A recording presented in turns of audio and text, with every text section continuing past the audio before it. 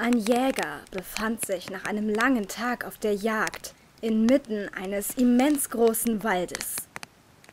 Es wurde bereits dunkel, und da er die Orientierung verloren hatte, beschloss er, so lange in eine Richtung zu gehen, bis sich der Wald lichten würde. Nach einer gefühlten Stunde kam er zu einer kleinen Hütte auf einer Lichtung.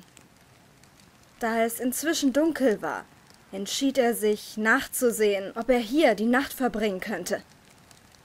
Er näherte sich der Hütte und sah, dass die Tür nur angelehnt war. Drin war niemand. Der Jäger legte sich in das Bett und beschloss, dem Besitzer alles am nächsten Morgen zu erklären. Als er sich im Inneren der Hütte umsah, war er überrascht. Die Wände waren voll mit Porträts, alle in unglaublichen Details gezeichnet.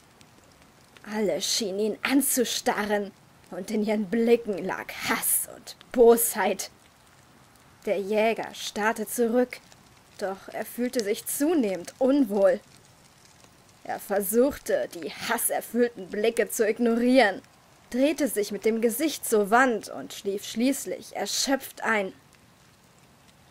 Am nächsten Morgen erwachte der Jäger. Er drehte sich um und blickte unerwartet ins Sonnenlicht. Als er sich umsah, bemerkte er, dass die Hütte überhaupt keine Porträts hatte. Nur Fenster.